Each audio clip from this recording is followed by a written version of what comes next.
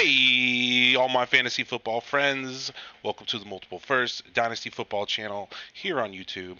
I am your host, Tony, aka Stash X on the Sleeper app, and welcome to the show today.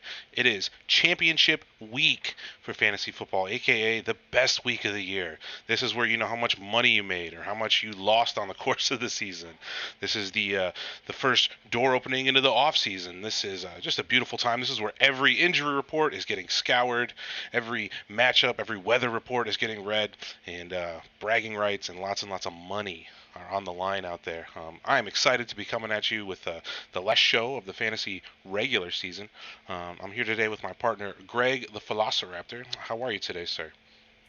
Oh, it is championship week, and I am doing great. It is the week when we all get to decide, with hindsight, which leagues were most important to us. Yep. The ones we won. Um, yeah, it's fantastic, right? Like the leagues where you were rebuilding. This is when you get your draft picks assigned. The leagues where you were uh, uh, competing. This is where you win your titles and take home your money and this is where you get your bragging rights. So the leagues where you contend but lose, this is where you get to start over and say, well, that was last year, right? So it's the best of all things It really in is. Dynasty. You get to look back and look at all those trades you made along the way too, and say, "Wow, was this worth it or not?" Should I have traded my picks away, or should I maybe have pursued that guy who went off? In week 17. That's what a lot of player values are going to shift a lot. I love how the playoff performances of players always really like over dramatically affect their values going into the offseason. You see Oh this all the time. yes, So I'm excited to know Gabe who has Davis. a. Gabe Davis. Yeah, Gabe Davis could be one if he has a monster performance. Oh, Um, I was thinking last year. yeah, yeah, Gabe Davis. Yeah. yep, and the playoffs too. Yep. I know it was a playoff game that got me pretty interested in Josh Palmer, or like right at the end of the season. The Yeah. Chargers didn't make the playoffs, but I was like, yeah, Palmer looks like he could be something. But you'll see it a lot with a lot of guys. Yeah, I myself am playing in five cash championships on Sleeper. Really excited about. All of them are Superflex leagues, and then I have a league close to my heart, a work league, where I'm going to be playing for a title as well. That's just a 10-teamer, a little $20, but I mean. These are guys you see every single day, year round. So I'm thrilled to be playing for a title there. That's awesome. Yeah, I've got 7 going this week. I already banked my first title last week in a league that, for whatever reason, plays its title a week early. But that was great. So I repeated in that one, and that's a great league. It's no buy-in, and the commission just gives a prize to the winner every year. It's fantastic. It just gives them like a thing. Just gives money. Oh, money. Okay, nice. Yeah. Just a cash prize for the Oh, winner, no yeah. buy-in. It's fantastic. Ooh, nice. Yeah, that's Um, sweet. Yeah, yeah, pretty sweet, right? yeah, So that's yeah. cool. I've heard of leagues like playing for like Um, a jersey or something too, so that's why I kind of thought it yeah, was. I've heard But of that. cash No, is it's just awesome. yeah, absolutely, absolutely. I turned my winnings last year into uh, a bunch of best ball teams, and I'm up on those too, right? So we'll do the same thing this year. So yeah, I've got seven more that I'm playing for this week. Unfortunately, I'm out of most of my biggest dollar leagues, but I am in one of my 3 biggest dollar league finals, and it is my uh, home league of record. Yeah. So we've been playing since, I want to say, 2005. Same, it's a non PPR, just old school 10-team non PPR, Standard one scoring 10-teamer. quarterback Yeah, that with a is. kicker, all Yeah. that stuff, right? So, Sounds like my dad's league he um, told me about when he was in high school. yes, Yeah, like the old exactly, timey league. Yeah.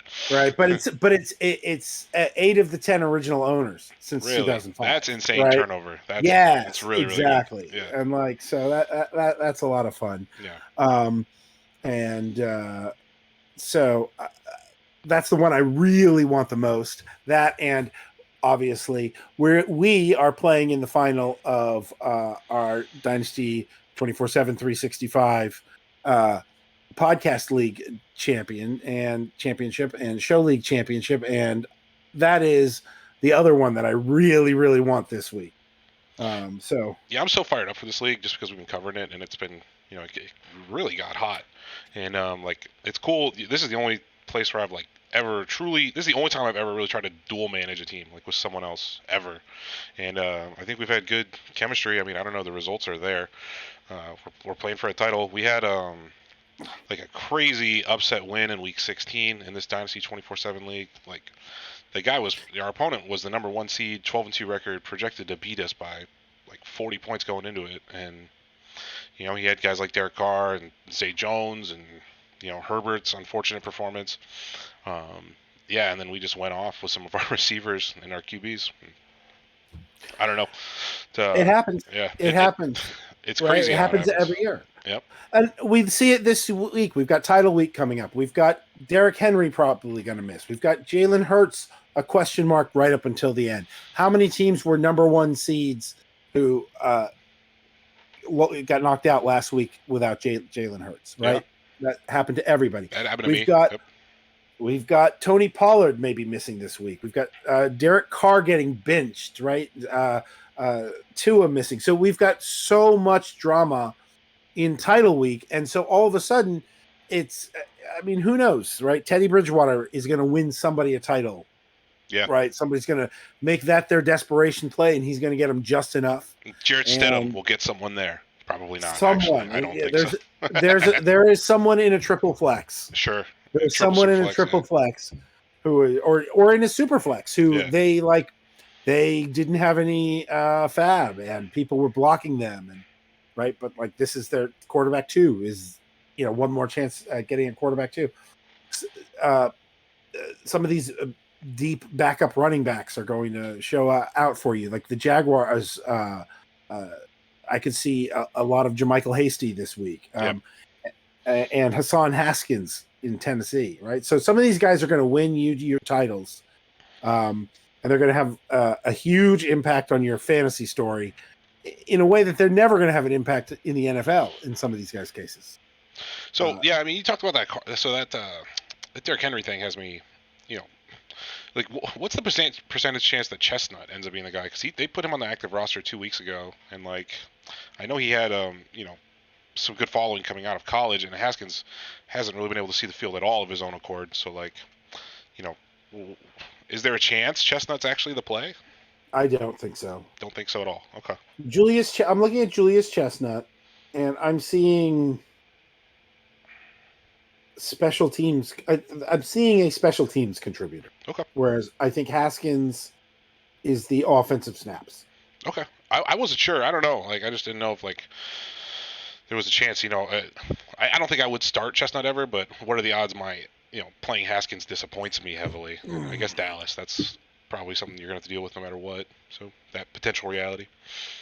Yeah. But it's a Thursday night game, and you might just have to make that choice, right? Because you've got all these other guys who are up in the air, and you don't know what to do with them on Sunday, and locking in a guy. I do think Haskins is going to get 15 total opportunities or more. Sure. I really do. Yeah. So I don't hate playing him. It's a desperation play, but it's one of these deals where it depends how deep your league is, right? Like, so if I have Derrick Henry in 2 spots, and in both of those spots, if I had Haskins, I would be playing. All right. And I don't. Yeah. And I don't. Now, these are dynasty leagues, right? And so, like, I don't have good pivots, and there are no good pivots on the waivers, right? Now, Hassan Haskins is available in the one redraft where I'm in the title game, but I'm not going to do anything with him, right? I'm not going to add him. No. So I'm not desperate to play him, but in these deep formats that you and I like to play, where you're starting 11, starting 12, and Henry was one of your guys, you're not going to have a pivot than Haskins, probably. All right. Well, speaking of pivots, we all are like me and Greg are we're playing in over 10 titles between us. So we want to do some start sits. We haven't done that a lot this year, but who are we playing? Who are we sitting? And let's see here. I'll go first with this thing.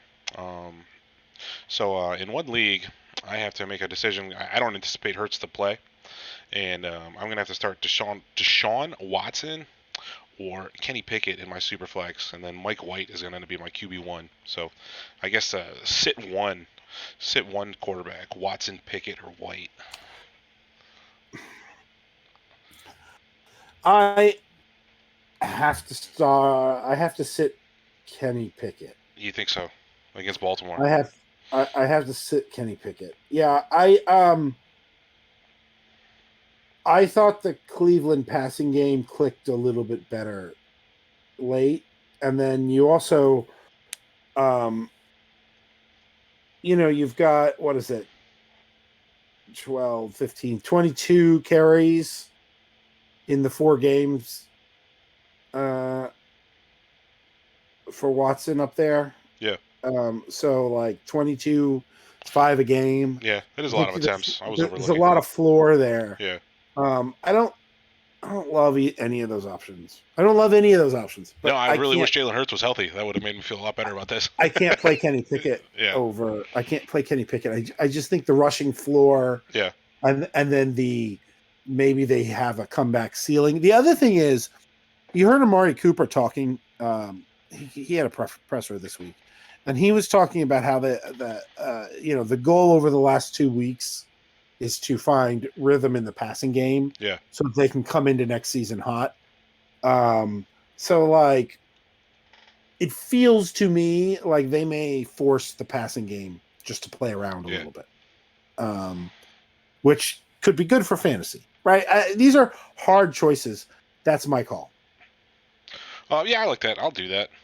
As far as I'll sit Pickett for Watson. I just did it on screen, but I'm down for it. Okay. I like that rushing upside with Watson. I wasn't really thinking about that much. I don't know. It's just they're both not the best choices this week, but yeah, they're not. I think it's the rushing. The rushing gives you both the floor and the upside. Sure. As we've seen all season. Yeah. All right, I'll give you my first one. My first one is full PPR. Right. Start 2 of these: Jahan Dotson, Alan Lazard, Brandon Ayuk, or J.K. Dobbins.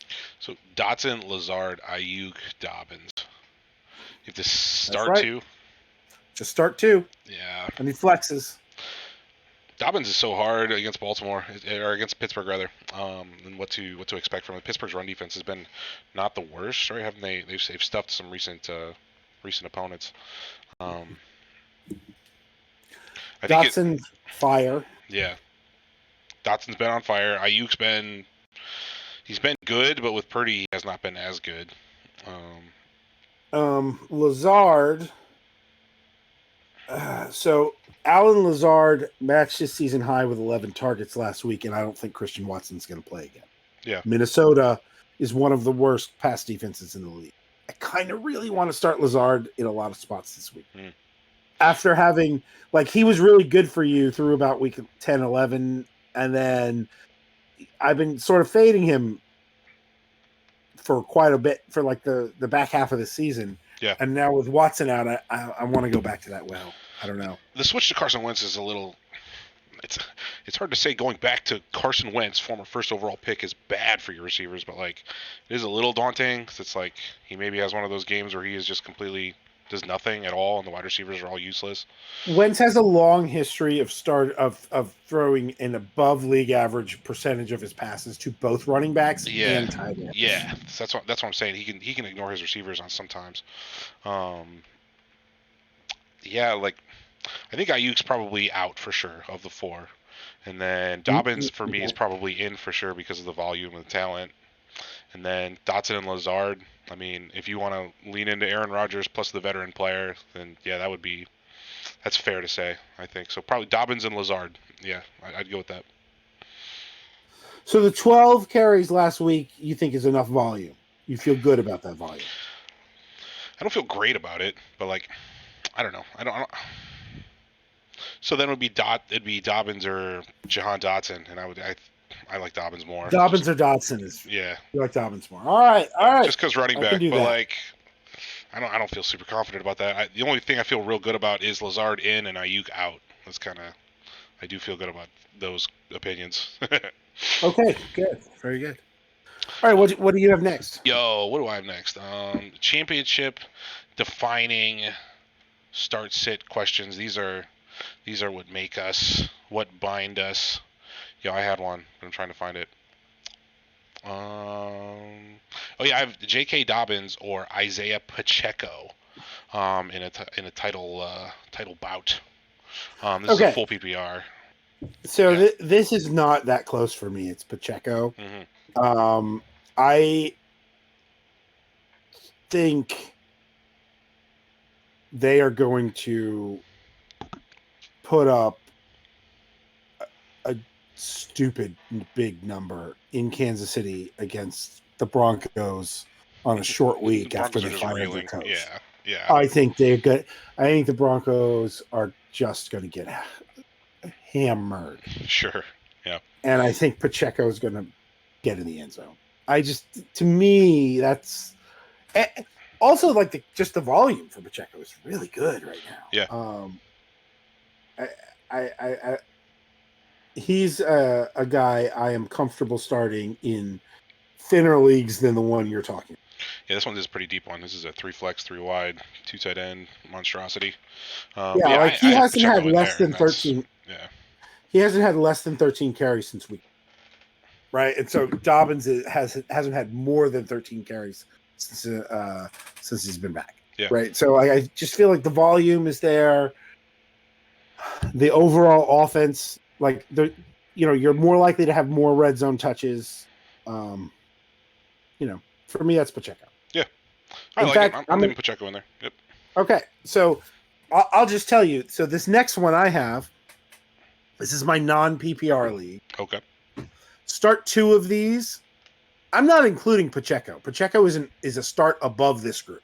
Okay. Just Yeah. right. Yeah. So start two of DeAndre Swift, Alan Lazard, Rashad White, Devin Singletary, James Cook. Whew. All right. So do the running backs again, Swift, White, Singletary, Cook, and then there's the receiver, Lazard. Lazard. Yeah, that's really tough. Swift, White, Cook, and who's the fourth RB? Singletary. Singletary. Yeah. So the first thing you got to do is decide which one of the two Buffalo backs you like more, right? So then you can just eliminate one of those. That's hard enough. Yeah, I mean, boy, I'll I don't tell know. you. James Cook's been hot. Well, he's been hot every other week, hadn't he? Yeah, he's been cycling. Well, he had 16. He had 11 carries last week. For 6, he had 5 carries the week before. Yeah. He had 4 carries the week before that. He had 14 the week before that. Right. So there's, it's been really back and forth as to whether he is getting a lot of touches or not. And this week they have the Monday night close it all out against Cincinnati. Yeah, and the Cincinnati defense is pretty scary. Also, just thinking about that game, also could become some kind of shootout fest thing too, where they're just both quarterbacks throw over 50 attempts. I mean, I could see that happening. It's like, which one of these guys catches more passes? Probably Cook. I mean, I don't know. I mean, it is Singletary. It's slightly, but Singletary's been okay. I mean, Singletary has been under 7 non PPR points only once since week 10. Yeah. Right. He's been very safe. But now Rashad White lost his volume last week, but saved himself with a touchdown. Yep. And then Swift has been horrible. Swift has been bad. Probably Swift is out. Okay. Right? Who's Detroit playing? Oh. I gotta look. I don't know why I'm blanking right now because it's somebody who I'm interested on the other side. Oh, it's Chicago. Yeah. I should have known that because I have so much Justin Fields this week. The Swift seems like someone you can't play. He feels like someone I can't play now. Yeah. And then Rashad White, I'm starting. I like Rashad. I think he's been playing well. He's clearly taking the lead role. I think that would probably be one of the two. Then I think starts. I start. Well, wait. You say he's clearly taken on the lead role. I think he has, right? No. Like last week, he had 7 carries. So last week he had 7 carries and 4 targets, but he got a receiving touchdown. Leonard Fournette had how many carries did he have? Fournette was way more involved. Fournette called he had 11 targets or something. Right. So Rachaad White has not taken the lead job. Yeah, he's 36% of the snaps. He's way. It was trending low for a while. It was, and then it didn't. Do you ever just start both Buffalo backs Swift, and just White, take what you get there? I kind of want to start Lazard over all of these guys, running backs. I think. But it's standard, so there's no PPR. So you're really thinking Lazard gets it? I mean, he's going to score, right? All right, he has to get 70 yards. Yeah. I kind of think Singletary and Lazard is where I'm leaning. It's very chalky of me, but I think that's what I'm leaning, honestly. But I still don't know. What's your final recommendation to me? Singletary's smart. It's just a smart play. I don't know necessarily that I'm in on Lazard in standard like that. I think I would play. I don't know. I might just play both Buffalo RBs, man, and you just get all of it, and you don't have to sweat it when they're in the Reds. I mean, there's always a threat. Allen runs it in or scores, but I don't know. But then, man, it's a really, really tough call. Yeah, it is. Isn't it? Yeah, and all those targets Fournette got make it so it's hard to really have confidence in Rachaad White. Exactly. Tampa's gonna be playing to win though, so that's and all of a sudden you're circling back at DeAndre Swift, and you're like, what if Jamal Williams is out? Yeah. He's Swift. I mean, DeAndre Swift's the most talented football player among this whole group, I think. I don't know, or at least he used to be. He hasn't been doing anything. There's no question about it. Yeah. There's no question about it. Yeah. All right. So. Yeah, Singletary's good. I'd probably go Singletary and. I might start Swift. I'd probably go Singletary and Swift if it was my own team, because I would let whatever costs I paid to get Swift dictate it. Just say I invested the most of this player, so I'm gonna let him let him do it. I mean, that's literally some of my decision making with this. Yeah. No, I get, man, this team. I started off with, I had the 101. It was Taylor, then Swift, and I made the championship anyway. Taylor, then Swift, and Kelsey on the turn. Yeah, backside. That Kelsey really made a big difference.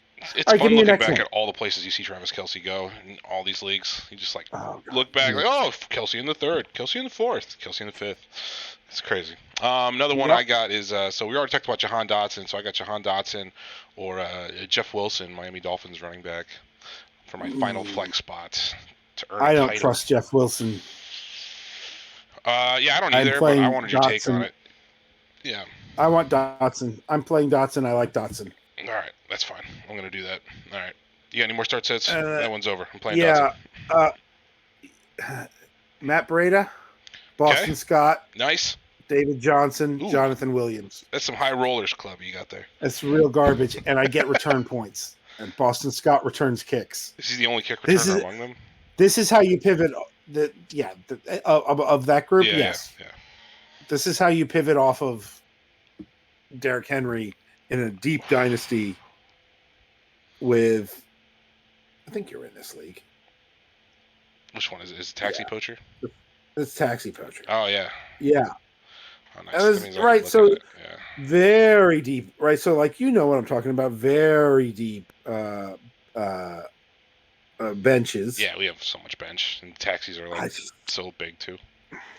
Do you ever grab one of these guys out of your taxi? Oh, you can't. It's a running back. It's RB2. I got Kenny Nwangwu. Kenneth Nwangwu. No, probably not. Can't do that, right? So it's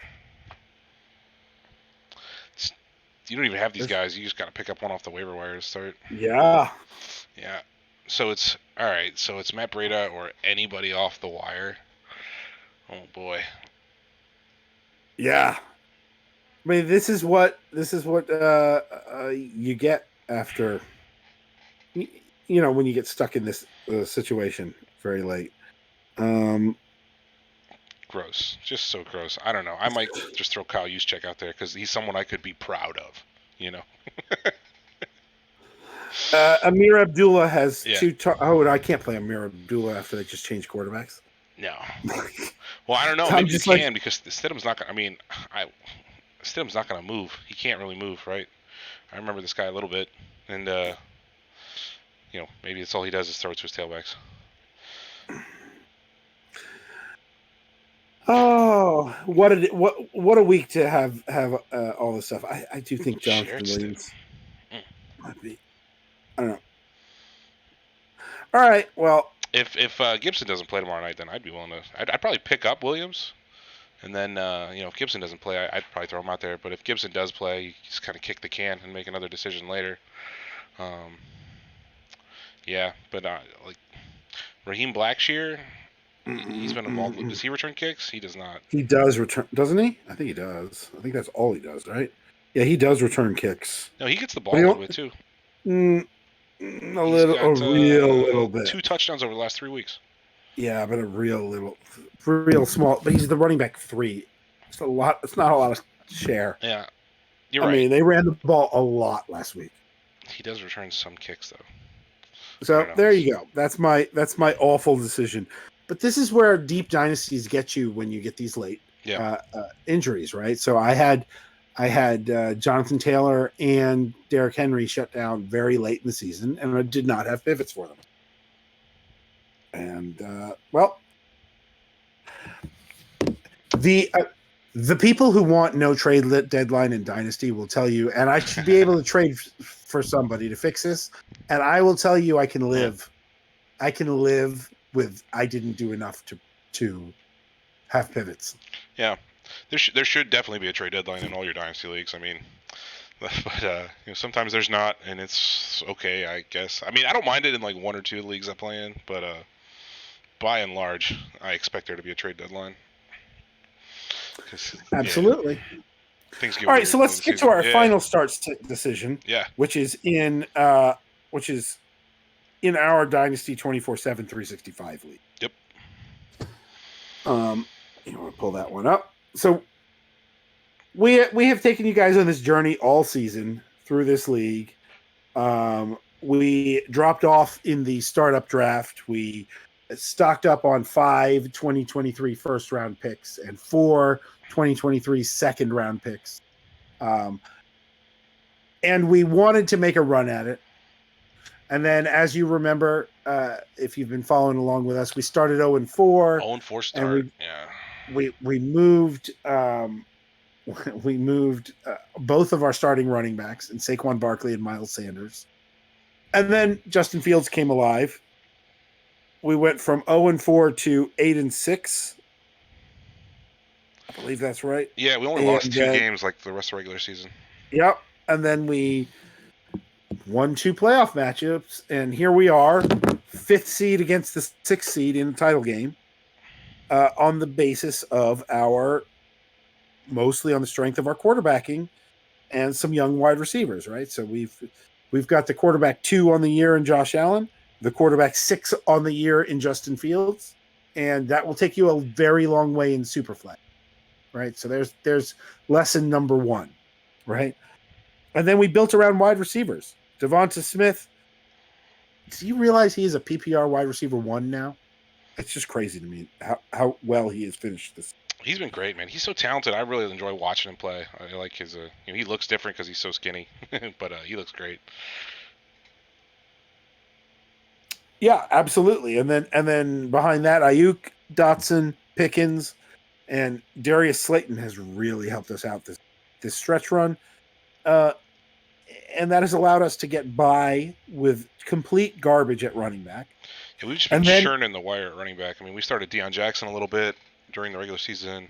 Who were other RBs we started along the way? We were starting Dante Foreman until we traded him away. We got a 2025 first-round pick for Dante Foreman. Pretty cool. We had Saquon and Sanders while we were losing. Going all the way back to like week 6, week 5, I'm still Jerick McKinnon was already in our lineups back then. Jerick McKinnon and Deion Jackson, Sony Michel, Deontay Foreman, Brandon Bolden.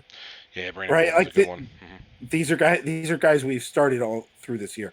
McKinnon and Deion Jackson again. And then of course we briefly had Elijah Mitchell. Yeah, we got 3 starts out of him. And then,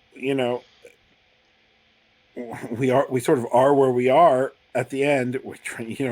Once Elijah Mitchell went down, and it was like McKinnon and everything. It was McKinnon and Yep. Mike Boone, McKinnon and Tony Jones, McKinnon and Marlon Mack. Then last week back to McKinnon and Deion Jackson, and he didn't perform. And now we're looking at McKinnon and Royce Freeman. Royce friggin' Freeman. Yeah, Royce Freeman was going to be our RB2 when we're competing for a championship, and I'm not excited about that. He had 16 carries last week, though. Yeah. Right? He has 27 carries and 2 targets in the last 2 weeks. That's pretty good for scraping it out this late. If he can fall into the end zone, especially, man, if Jacksonville decides to like throw in the towel or finds the backups on the fields for whatever reason, I think there's a chance that could end up being just fine. What other options could we play? Just so you guys look, we got Marlon Mack. He had 5 opportunities last week. Not looking forward to starting him against Kansas City's defense. Nope, wouldn't want to do that. Dare Ogunbowale. He hasn't gotten a target for the last 2 games. Yeah, some attempts. I don't know. I don't feel good about this. So, Deion Jackson apparently got in a screaming match with Jeff Saturday before the game. Oh, really? That's why he didn't play. Yeah. So, I didn't know that. That sucks. This has been reported. So, one possibility is that was a 1-week thing, and he's back. And I think the other pivot option we have, if not Deion Jackson, is Justin Jackson. Yep. Who had only 1 carry for -1 yard and 1 target last week. Jamal Williams is going to play. He's not on the injury report. He's not on the injury report? Yeah, Jackson's out. He can't play an RB3. Oh, no. And Travis Homer didn't practice this week, so he's out. It's got to be Royce Freeman. It's Royce Freeman or Ogunbowale or Jackson, and out of the 3, Royce Freeman is trending the best. Do you have any interest in pivoting off of Darius Slayton to either Demarcus Robinson? No. Or maybe if I thought Lamar was going to play, but he's not practicing also. Chase Claypool? No. Claypool's interesting because matchup, but he didn't or practice Van today Jefferson? Either. Jefferson Not might be really. the only one that's kind of interesting. I think you just stay with Slayton. Play Slayton. He's gotten at least 80% of the snaps since the bye, week 9. So Slayton. Yeah, I don't think we really have an option. So that's our team. That's it, baby. That's what we're going to run out there. The opponent has Carson Wentz, Nick Chubb, Travis Etienne, A.J. Brown, Terry McLaurin, Cole Kmet, Michael Pittman. So, notice our opponent is going to be without some very important players here. Yeah. Right, so they are losing Derrick Henry. And Jalen Hurts. They are Carson Wentz and Russell Wilson that's where we got to win this thing, right? Is Allen and Fields against their Wentz and Wilson. Yeah, we need a big quarterback differential spike. They're sitting on so many good running backs. What would you give for Cam Akers or Brian Robinson right now? I don't know. Robinson's looking good. He's going to be interesting to watch next year. I also think Travis Etienne might give them some difficulty. I really wonder if he's the guy who gets a half work with Jacksonville. So we could catch some breaks, and that could be how we get through with that team. Well, guys, so that's some championship start sit, which is half your leagues, right? Half your leagues you're competing, half your leagues you're excited to win some money, take home some glory. But the other half of your leagues, you're like, when's draft season? Oh yeah, draft season. Where are my picks? What numbers did I get? Right? Like, oh, I got that guy's pick. I hope he loses the title game, so I get 111 instead of 112. Right? So it's time for our way too early first look mock rookie draft. Yeah, we're gonna do the first round of a 2023 Dynasty Superflex rookie mock. This is gonna be no landing spots. This is just us drafting the players real quick. One final little note on the 24/7 team. I just wanted to throw this out there for you guys to think this is some kind of crazy fluke that you can't have these picks and do this. I have another league right here where I have 5 firsts and 4 seconds where I'm competing for a title that started up this year. It's really similar build. So this one, it's totally doable. Similar build, right? Quarterbacks. Yeah. Light on running back. Yeah, it's got Jalen Hurts. This actually one's heavy on RB, and I just hit on the rookie receivers really well, and I have Hawkinson. Yeah, this one's heavy. Oh, there you go. Yeah. So, but you invest in those long-term positions in a way that gives you some chance to compete now, but the assets will improve in value for next year. Yeah, that's the secret sauce. But all right, this is why we're stocking these picks up, is so that we can get these players that we're about to talk about on our rosters. So we're going to do a little first round of the 2023 rookie class. We haven't decided who's. Do you want the first D? Should I take the first pick? Oh, you have the first one. Yeah, it's my show. I'm going to take the first pick. Well, the first pick in Dynasty Superflex rookie drafts will almost certainly in every single league.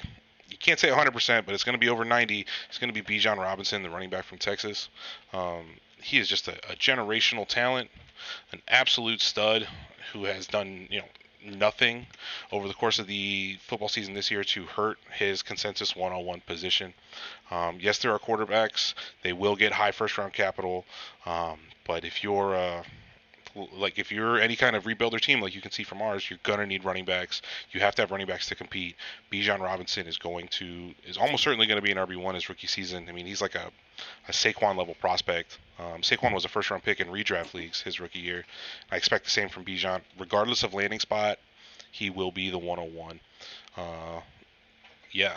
Well, what league format would you have to be in for Bijan not to be the number one?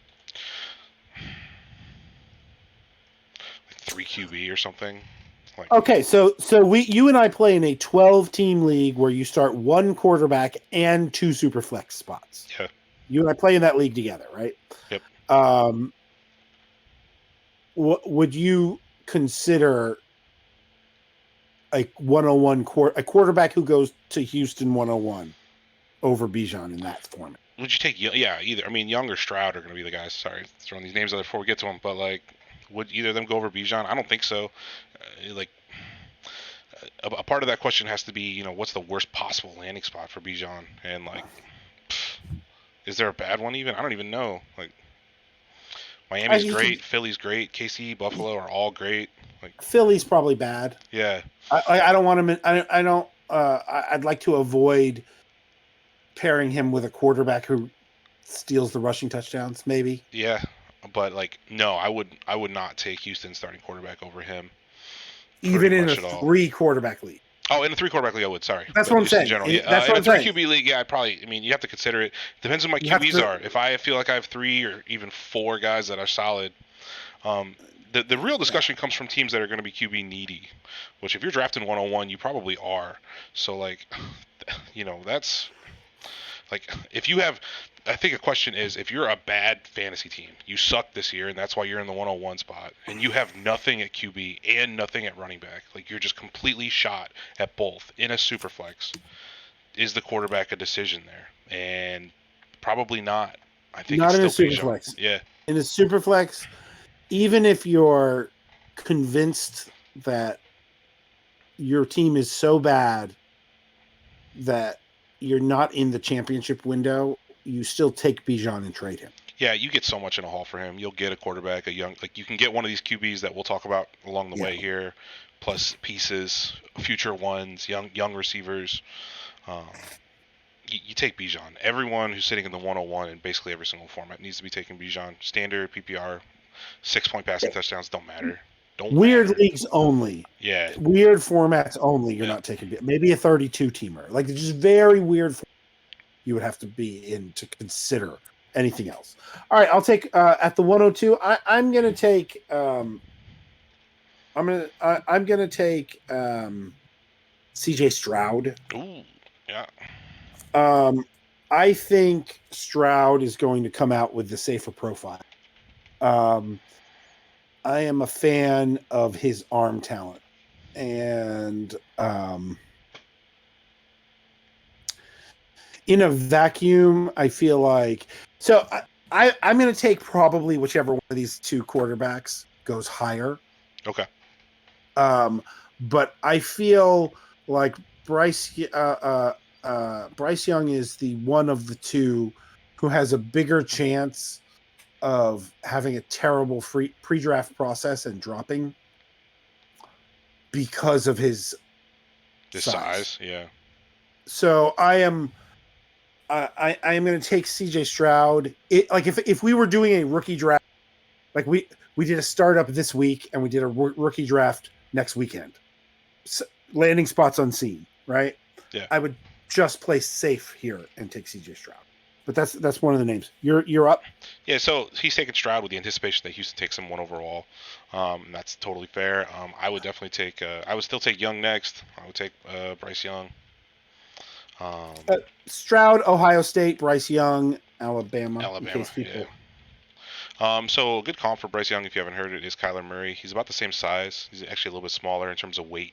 I think they're the same height, but they both possess really similar skill sets in terms of mobility, and Young can throw a good deep ball like Kyler can, right? I mean, I haven't watched enough of them. But... Yes.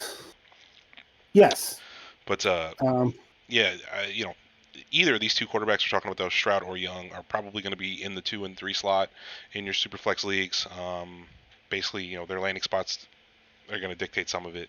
But I don't know. I would take Bryce Young here with the anticipation that that's like, I don't know, who would even take him this side? Maybe Seattle takes him as a backup to Geno for a year or something. I'd still be willing to wait for Young to maybe come in there. Sure. But for fantasy, Bryce Young should be very, very good with his legs, is the point I'm trying to make, and that's very valuable. I want that. But Bryce Young does not run like Kyler. Okay, I just want to be clear about this. Bryce Young,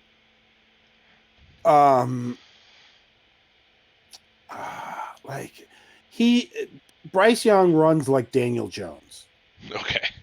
Do you know what I mean? Yeah. Right, like it's like you are not setting up huge amounts of read option into the offense. But by the way, also especially at his size, right? Yeah. But he's also not as elusive. He will move the chains. He will get first downs. He will put up some yards. He will have 3 rushing touchdowns. Dak Prescott is another name that comes to mind in that range of running quarter, right? This is not a Kyler Murray level running. It's more of a Dak level running, I think. Stroud is less mobile than that. These are not super mobile. But I just think that, Young at 6 foot 194, he's built like Kyler. Do you have some worries about him in the pocket and things? I think Bryce Young is going to end up being the 101 pick to Houston, which would put him to 102 in the draft. But I also think there's like more chance that people get sketchy about him, about the size and the measurements and all this other stuff. Like, what if he goes to the combine and he's more 5'10 and a half? You know what I mean? So that is why I had him a little. Stroud is much more pocket passer, and I think he has some silly good things with his arm, to be frank. Stroud's a prospect I'm more excited about for sure, and but I plan on drafting them as the NFL does in order of their capital. So who you got at 104? Okay, at 104, I am going to take the running back 2 in this class, Jahmyr Gibbs. 5'11", 201 out of Alabama. He is a little undersized, but he has a tremendous yards per carry, yards per catch. He's a very good explosion player and a guy you want in space. He reminds me a little bit of Travis Etienne. And I think he's going to get the second best draft capital in this class, and that's why I'm taking him here. I think he's going to get enough draft capital that I can't pass on him. Yeah. I think he's a very safe play. I didn't realize he's 20 years 4. old also right now. It's really on Yep. the young end. Yep. All right, so you're up. Who do you like at number 5? So, if you haven't been tracking mock drafts this whole season, I have. I know Greg has.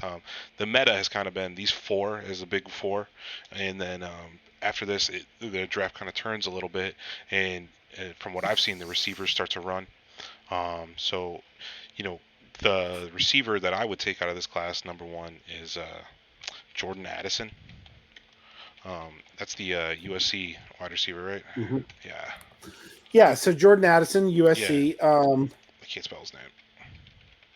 There we go. So he had a huge year last year. He's a transfer from Pitt. He was Kenny Pickett's big receiver. Yeah.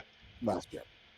And he is he reminds me a little of Garrett Wilson in terms of like he's not going to blow you away.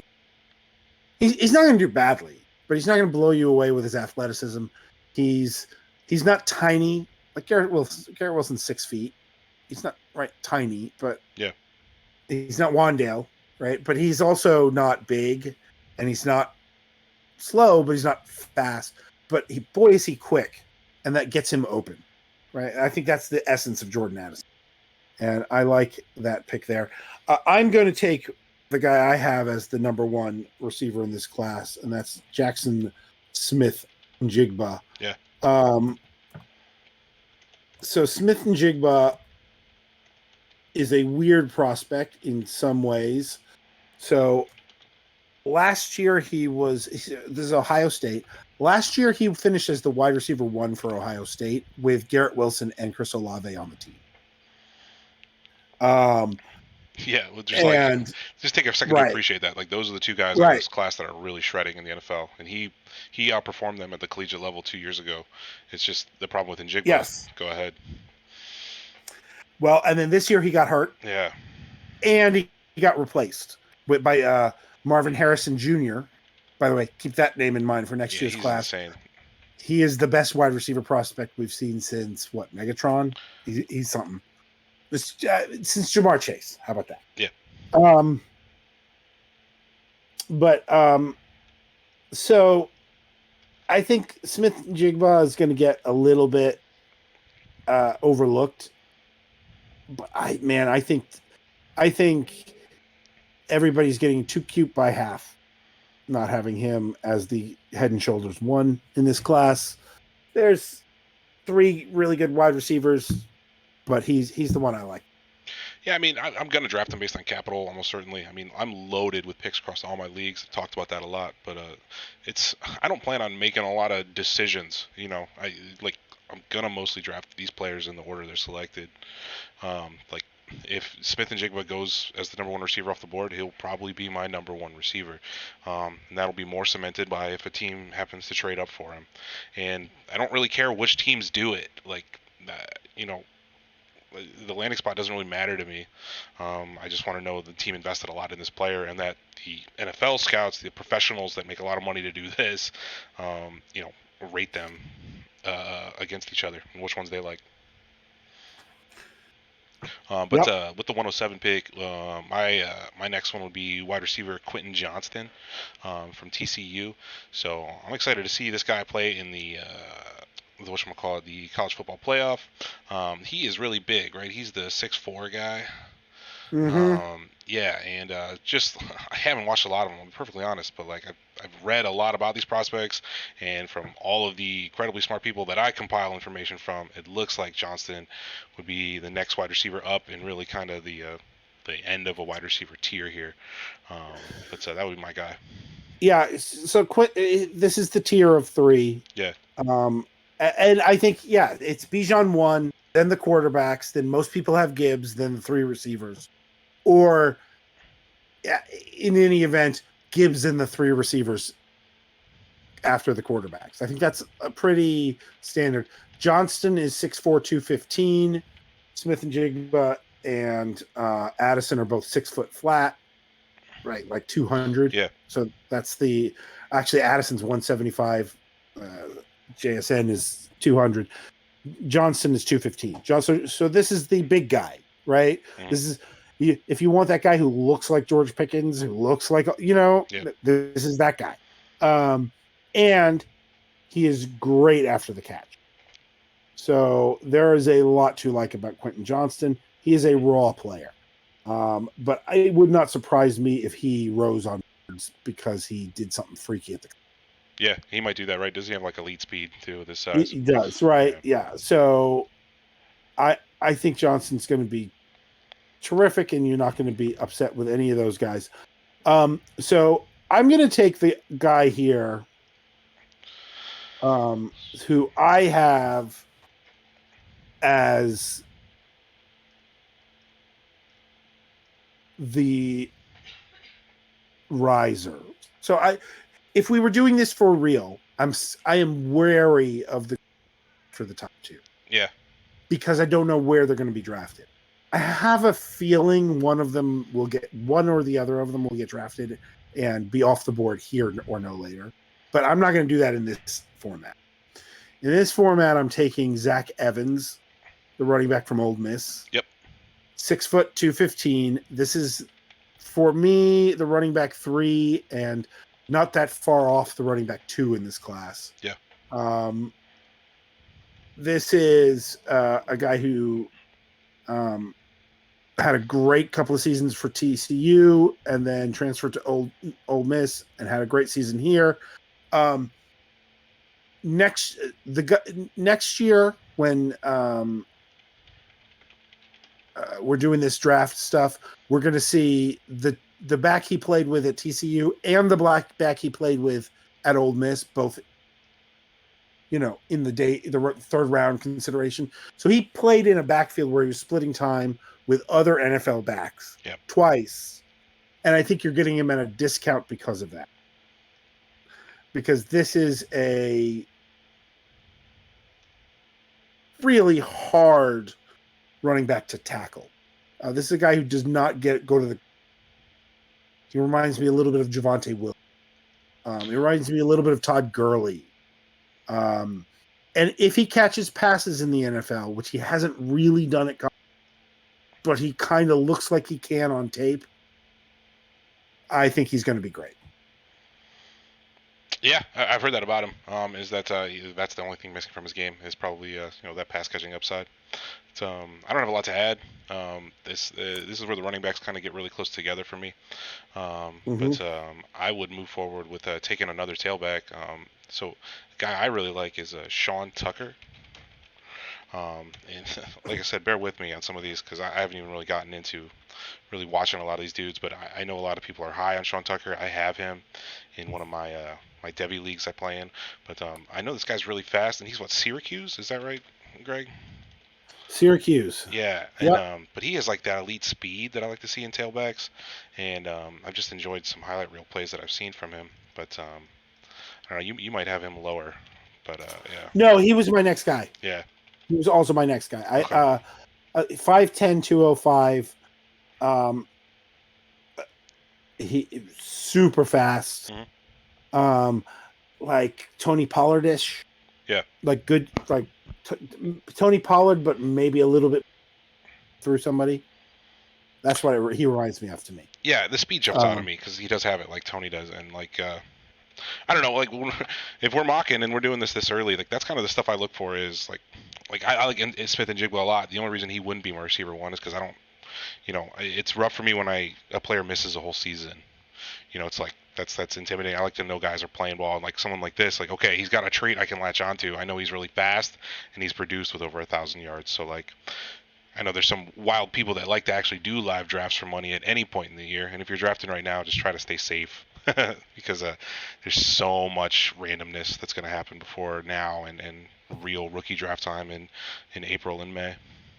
Absolutely, and we're really just a taste of what these guys are. Yeah. Like. Yep. Feel. Right. So that's 9. Number 10 here. I think I'm going to finish this tier of running backs. Yeah. And take Tank Bigsby out of order. Yep.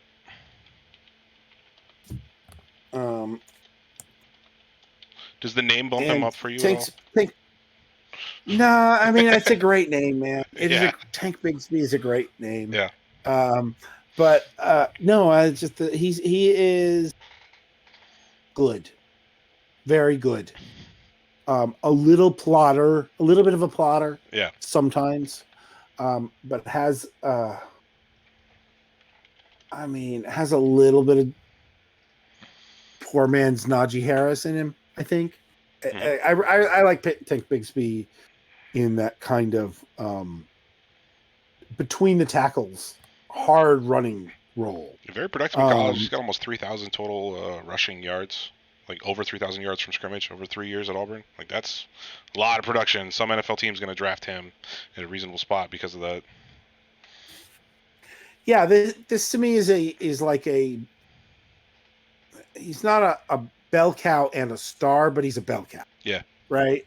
He's like whatever like the last group of bell cows are, that's him. Mm-hmm. And like those guys are great in fantasy.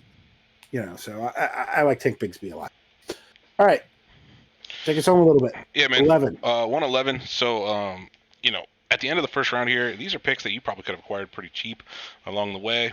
But we're just looking for value. And, boy, if my dude Anthony Richardson, the quarterback from Florida, if he gets the draft capital, there's no way he's available at your 111. He's just not going to be. But I can't keep ignoring his name on the board. Everything he is just a physical freak. He could be Josh Allen. He could be Justin Herbert in terms of, like, he has all the traits to be that type of player. Someone just has to develop him and bring it out, get his accuracy there, get his footwork there, get his ability to read defenses there. But he can run, he can pass, he can do it all. If no it's one hard is for me more to ignore him dependent at on 111 draft. here. Yeah. No.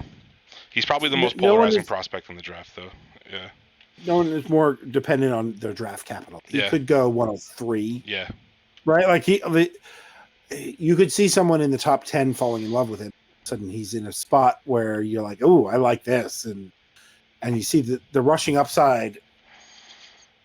This is the quarterback in this class with the rushing upside to go do Justin Fields things, right? Yeah. So if he gets top 10 capital, he jumps ahead of the whole receiver tier. That's the easiest way to put for it. sure. Probably ahead of Gibbs also. Sure. He's right in the mix sure. of those Yeah. QBs. Yep. So, I just wanted to mention his name. I'm not I don't taking. think he goes So at the 111. I'm. Yeah. No. Go ahead. Well, I'm fading him down to here. I would have taken him here too, but yeah. I faded him down to here because he could also be Malik Willis, right? Yeah, if you're drafting a real draft today, not doing predictions about what we're doing after draft capital. Exactly. You're doing a real draft today. Just understand, like, this could be one of those guys who's not worth a whole lot very quickly if the draft process goes bad. I took Malik Willis in the 5th round of a pre-NFL draft startup. I just want to say that. So that's why I don't do it so much anymore. Right. Yeah. Right. You see it, right? Yeah. So for me, if I'm doing a real pre-NFL draft startup, I like to do them where you draft the rookie slots, not where you draft the rookie names. Yep. Right. But I would be very worried about drafting Anthony Richardson this early. If he gets the capital, he's going to fly up boards. My pick here at 112 is the other quarterback, Will Levis, who out of Kentucky, who I think has a better chance to be a top 10 pick than Anthony Richardson. He could be. I think he's probably the third quarterback off the board. He does not have rushing upside.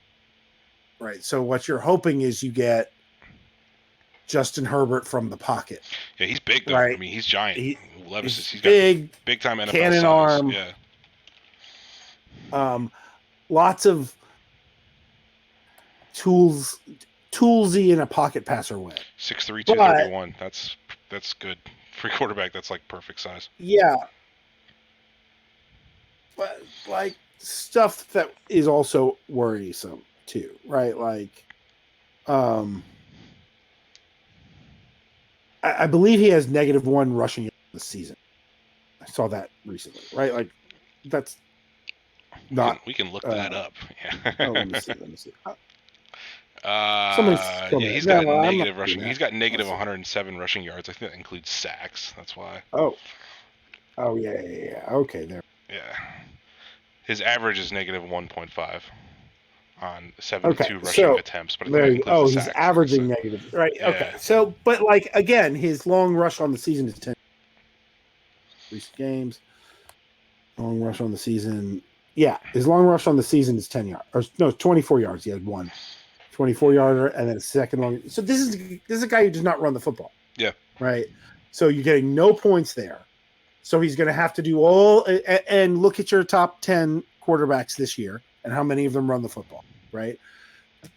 But you see that Burrow, Herbert, who are some other guys who stay in the pocket? Lawrence. There's Herbert three hasn't guys. ran around that much. I mean, his rushing has No, been low. He's been mostly just yeah, throwing it. there's Yeah. three guys who stay in the pocket and are top 10 dynasty quarterbacks, right? And he has the arm to play with those guys, right? So if somebody goes up and takes a chance on him, you're going to go up and take a chance on him in amongst those receivers. And it could happen to both of them. I mean, they both could get top 15 capital, Richardson and Levis, and then all of a sudden you're looking at, 4 of your top 5 or 6 picks in a Superflex league are all QBs, and you still see Bijan go ahead of all of them. It could. Yeah. But it sure could happen. It sure could happen. My bet is Anthony Richardson gets capital. It gets more like Jordan Love capital. That's my guess. First, yeah. But I don't know. Some team in the top half is going to take a shot on Richardson or Levis. Someone is. I don't even want to venture a name. One of those two. Someone can make a move, but like one of these two guys is going to jump up this initial board. So be prepared for that. Another thing I want to touch on is we're done with the first round here, but there's some really, really talented guys deep into the second round. We didn't even mention a Michael Mayer, a Jalen Hyatt, who won the Biletnikoff Award for Tennessee. Josh Downs for North Carolina has been great. There's several other running backs, Blake Corum, Zach Charbonnet. Zach Charbonnet is my next running back. Yeah, yep. And then followed by A-Chain. Yep, A-Chain so Charbonnet, guy, right? Or is that Deuce Vaughn? Yeah. Deuce Vaughn is tiny. A-Chain is not absolutely tiny, but he's a satellite. Yeah. But just this depth is going to pursue, and if you're someone who is stockpiling second round picks, also you're going to be real happy because this is going to be a great fantasy football draft class. Yes, the second round picks, I think Charbonnet is going to is a big back out of UCLA, yeah. who I think people are going to like. A-Chain. We'll get into the deeper names later. Again, like Jalen Hyatt, Zay Flowers out of Florida State. Yep. So there's those guys. I also think, again, Michael Mayer, big time tight end, could get first round Georgia too. Isn't he pretty looking good? Darrell Washington. Yeah, Washington. Yeah, he is. So Washington is your 260 pound guy, right? Like this is your inline tight end who is a project, but is just a monster, right? So that's that guy. It's going to be a good class. Remember the names we had. So again, I'll just read them back off for you. Bijan Robinson, C.J. Stroud, Bryce Young, Jahmyr Gibbs, Jordan Addison, Jackson Smith and Jigba, Quentin Johnston, Zach Evans, Sean Tucker, Tank Bigsby, Anthony Richardson, Will Levis. That is your consensus first round, I think, right now in a super flex rookie draft. Maybe Downs and Charbonnet right there at the very edge of the first round. So let me ask this question. So looking at this 12, we had a good idea of what these picks kind of cost to get along the way if you were to trade for them. So looking at a player's name associated with this pick slot, where would you say value would have been? Wow, if I could have got the 109 for its normal 109 price for Tucker, that would be great. Or is there a different, where would you say that the value of the draft board is? What Yeah, I think it's 101. Yeah. That's the first thing is I think Bijan, if you paid up for a bad team's first round pick, hoping to get this 101 and you got it, that's going to pay off. Yeah. So good. many times over. Yep. And then I think like right in that 8, 9, 10 range. Yeah. Is really good. Same. Especially really if one of these quarterbacks jumps Those up. One of these receivers will get forced down into that area too. Yeah. I agree. You're going to get some very nice value in there. And I do think I think a fourth receiver will end up sneaking into the late first round. Right? I think the 3 receivers we mentioned are all going to be off the board in the top 20 picks. I think you'll see a fourth receiver sneak into the first round, at least one. And I think and then Mayer, I do think will go first round. And I think you'll see another running back or 2 rise here. I think you're going to be 13, 14, 15, 16 are going to end up being great value picks to own. If Mayer gets if Mayer goes in the first round in a 2 tight end league, where would you put Mayer on this board? You think he gets into the first round? In a 2 tight end league, he's a first round pick. Oh, for sure. In a 2 tight end league, he's a first round pick. In a 1 tight end premium, he might be a first round pick if the premium's big enough. Yeah. There is also some landing spot to that, but like my thing with tight ends, I'm starting to believe you don't draft your tight ends. Yeah, they're just useless the whole time. You just go trade for some young tight ends you like. It's true. When you need to, right? Like, I don't know. Did you like Daniel Bellinger? Did you like Chico Okonkwo? More of a Jelani Woods guy? Like, just go get one, yeah, and then get one of those guys. Yeah. Yes, and then like once somebody actually hits, like a Dallas Goedert, then you like sit on that guy for a while and just play him, right? And I just like the waiting game you're playing with Kyle Pitts, the waiting game you played you for him, yeah, with TJ Hawkinson. Yeah, the waiting game TJ Hawkinson is absolutely justifying his draft capital. Great. Yeah. And you did not have fun if you took him 110. No, you waited a long time for this. Well, I don't know. He waited a long time. He was a tight end 4 or what? His second or third year? Didn't he have a? Yeah, but it wasn't a difference making tight end. Yeah. You know what I mean? No, I agree. He wasn't. Now he is finally. I love him in Minnesota. Right. He's been getting so much use. But like, is he even like his rookie contract's almost up? Like, this is his 4th year, right? Like, is he on the team that drafted him in the rookie draft? Or did they already take a discount at some point when they weren't competing and they wanted to get out on the name? You know what I mean? 16 targets he had against the Giants. It's so much, but like, you see what I'm saying? Yeah, like, there's like, did he help the team that drafted him? No. All right, so like that's my worry with Michael Mayer is like, if you draft him, are you going to be able to play him in your 1 tight end league right away? I don't think so. Starting rookie tight end's always scary. You don't want to be doing that like ever. Right? Yeah. Are you going to be able to start? Is his value going to be higher in 12? Is Trey McBride's value like? I don't know. I'm thinking I might want to fade them, and then like I had a lot of success with rookie tight ends in 3rd and 4th rounds this year. That's when you take a shot on them. All right, that's your first look at the 23 rookie class. That's it, man. That's a championship week. Good luck out there. Good luck Thursday night. Good luck Sunday. Good luck winning your championships, ladies and gentlemen. Go do it. Go do it. Hit like, hit subscribe, leave me a comment. Let me know how many titles you're playing for. I'm curious to know. Take care, y'all. Happy New Year.